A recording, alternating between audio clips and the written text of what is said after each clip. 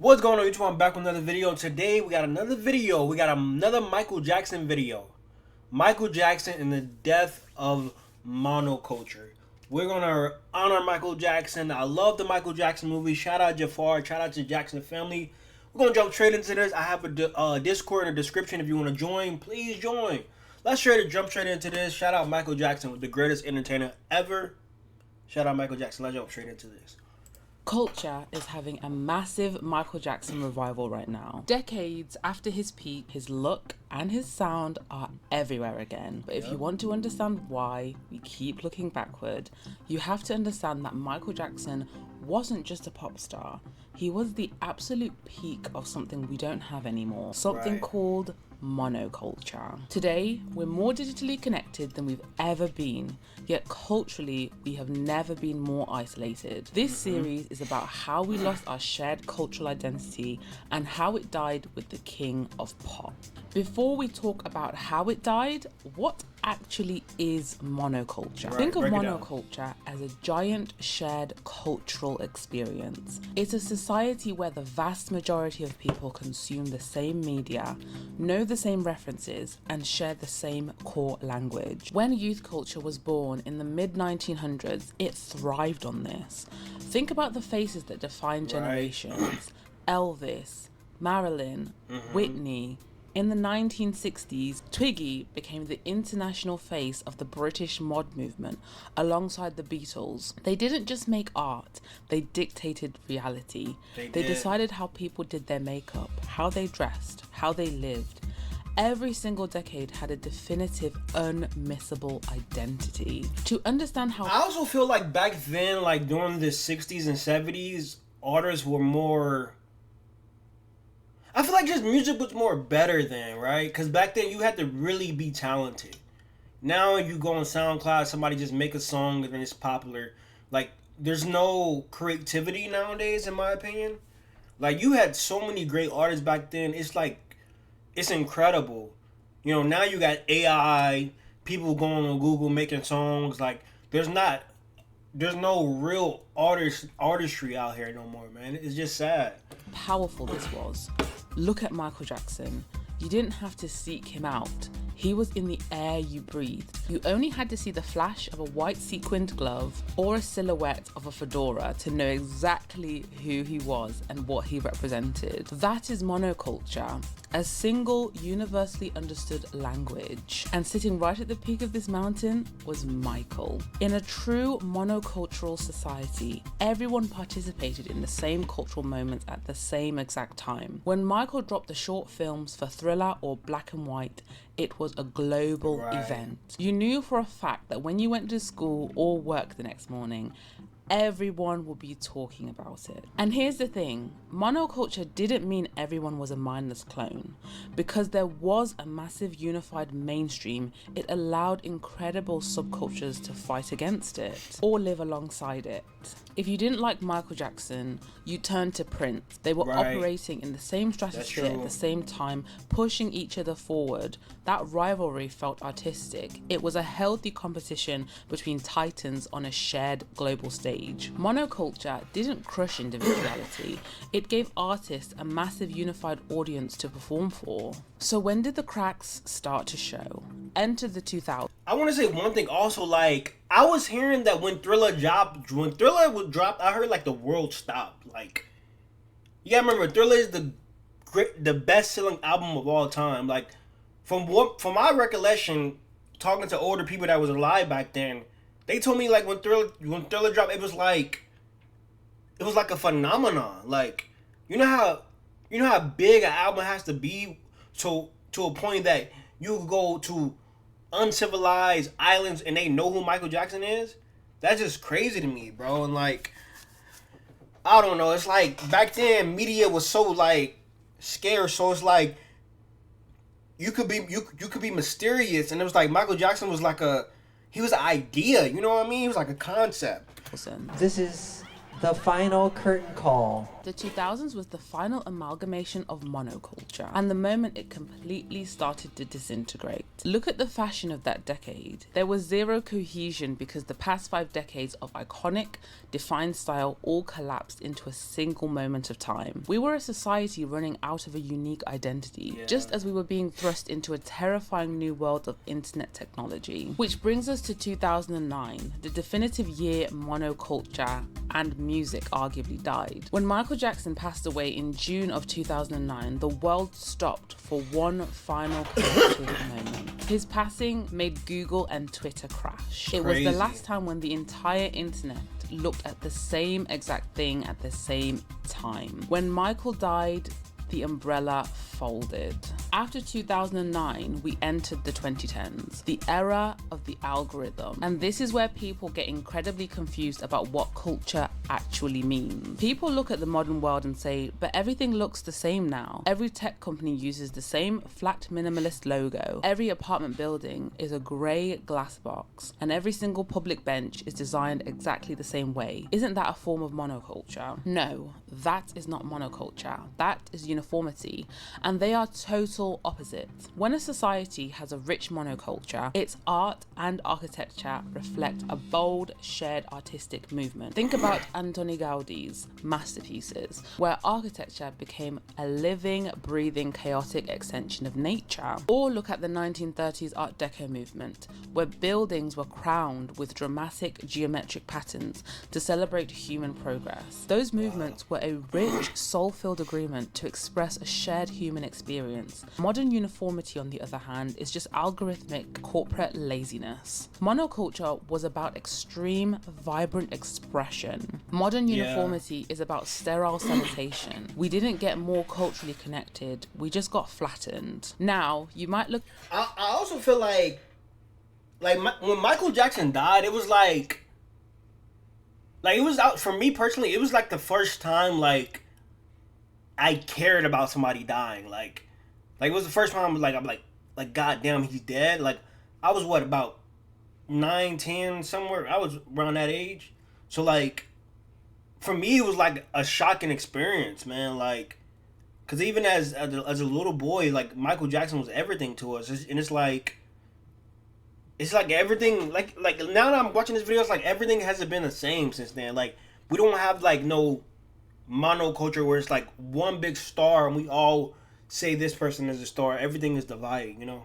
Look at the recent history and argue with me. You might say, what about the huge cultural moments that completely took over the world recently? What about the cultural explosions of 2023 and 2024? And you're right there. For a second, it felt like the old days. Yeah. In the summer of 23, you could literally not escape Barbie and Oppenheimer. You went to the supermarket and there was limited edition pink popcorn on the shelves. Every weekend conversation was about theatre show times. Then in summer 24, Charlie XCX dropped Brat. Suddenly, neon brat green was driving the entire fashion industry. I'm not even a Charlie XCX fan, but I knew exactly what she was doing, who she was with, and which of her club nights were going viral. It connected communities. Fandoms and non-fandoms alike were forced to pay attention. It felt like a taste of what culture used to be, a genuine movement that made summer feel like it lasted forever. Now let me drop a massive disclaimer right here before my comment section sets itself on fire. I am in no way, shape, or form saying that Charlie XCX is on the level of Michael Jackson. Let's put this into perspective for those who don't truly understand how famous Michael Jackson was. If we were to compare celebrity fame to scenic environments like mountains, Michael Jackson would be Mount Everest in that context. Literally. A towering, permanent tectonic shift in human history that can be seen from outer space. Charlie XCX, in comparison, is more like Hollywood Hills. It's a great view, it's a fun vibe, and everyone in the industry is partying there for a few weeks in July, but it is not a world wonder. What Brat Summer gave us wasn't a new Mount Everest. I don't even know who Charlie XCX is. I never heard of her. I just know that Michael Jackson was so famous. I want y'all to listen to me, bro.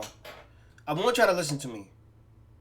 Michael Jackson was so famous that he was in Russia. The Russian government was literally hiding Michael Jackson.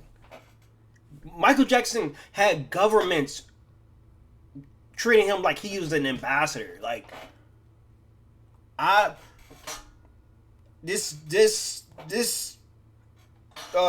XCX, she probably famous, but she not on Michael Jackson level. Billie Eilish, you could put all the superstars all together, they not on Michael Jackson level. I'm just saying. Taylor Swift, they're not on Michael Jackson level. Was a rare fleeting glimpse of that old school Mount Everest, but it is not a world wonder. What Brat Summer gave us wasn't a new Mount Everest. It was a rare fleeting glimpse of that old school cultural saturation. It was a momentary reminder of what it feels like when everybody's looking at the same hill. But here is the massive catch. 2 out of the 3 of those phenomena could not have existed without a time machine. Would Oppenheimer have been a global obsession if it were purely a fictional story rather than a monumental historical event from the 1900s that altered human history? Probably not. And would Barbie have saturated our food, advertising, and fashion if she hadn't been an iconic staple of our childhoods since Ruth Handler first unveiled her under Mattel back in 1959? Absolutely not. Those moments worked because they were piggybacking off an existing monoculture built in the 20th century. We aren't creating new Everests anymore. We are just mining the old ones for parts. And if you want the ultimate undeniable proof of this, look at what we just witnessed with Michael Jackson himself. When the biopic Michael hit theaters in April 2026, it didn't just break records, it completely shattered them, dethroning Bohemian Rhapsody as the highest grossing music biopic in cinematic history. His estate and Hollywood executives knew exactly what they were doing. They knew that mining his life story would create an international level of interest that a modern star simply cannot replicate. Why? Because in a world of hyper-polished, algorithmic uniformity, we are collectively starving for authenticity. We crave... The Michael Jackson movie was so amazing, bro.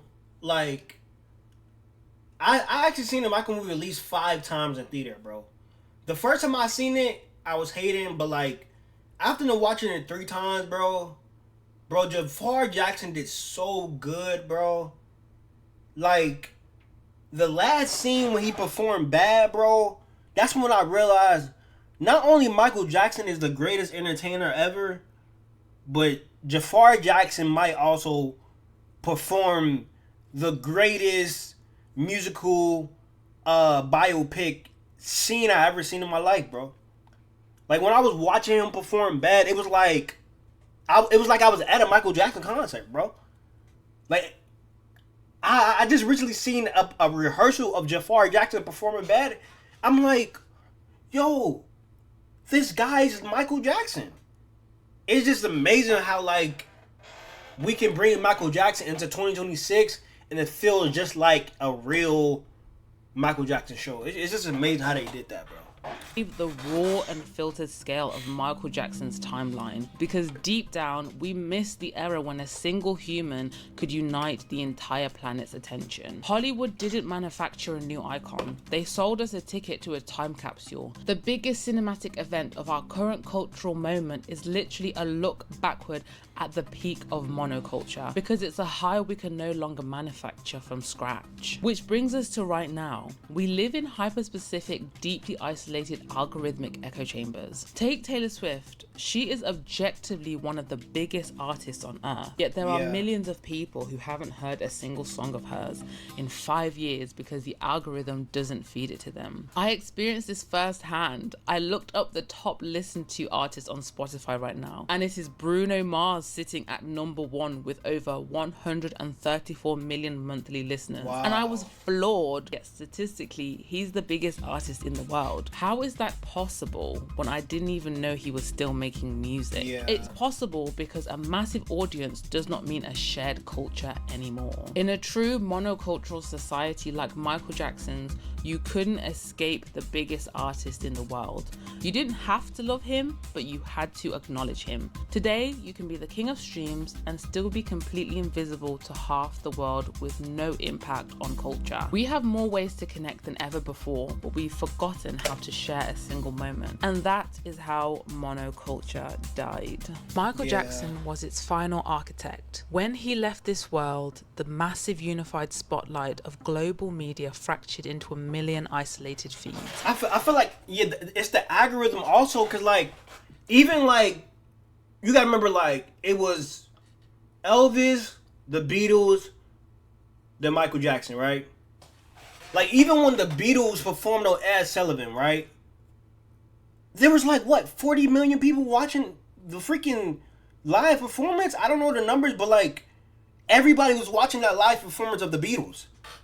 It's like, we had cultural icons that everybody acknowledged. Now it's like, we got 5-6 different top artists, and there's no, like, number one. Which, it don't have to be a number one. I'm just saying, back then, like, everybody shared a cultural moment. You get what I mean? Like, for example, even when Bob Dylan dropped Like a Rolling Stone and performed it at Newport, it was a moment. You get what I mean? Like, everybody's seen it. You know what I mean? When Michael Jackson dropped Thriller, everybody's seen it. When Michael Jackson performed at Motown 25, everybody's seen it. You get what I mean? Like, it was a moment, but it's like, we don't have that no more. I don't know, man. Leaving a society desperate for a new kind of collective obsession. Next time, we'll dissect the ruthless paparazzi economy that fuels tabloid culture, our growing fixation with parasocial relationships, and the machinery that transforms celebrity exploitation into entertainment. This is the story of Britney Spears and the hyper-commercialization of the teenage gaze. Yeah, man. Shout out to Michael Jackson. Shout out to everything that he paid, bro. Because without Michael Jackson, we wouldn't have the stars we have today. Michael Jackson is a cultural icon from the Jackson 5, from born and raised in Gary, Indiana, Joe Jackson, Catherine Jackson, to the iconic Jafar Jackson now. Like, Michael Jackson gave us something that we will never see again, bro. Like, for real, man. Rest in peace to Michael Jackson. I can't wait to see the next Michael Jackson movie with Jafar Jackson. Jafar Jackson is amazing. The Jackson family is amazing. I love the Jackson family. The death of Michael Jackson and monoculture. My name is Isaiah. This is the Isaiah Center Show. I'm out.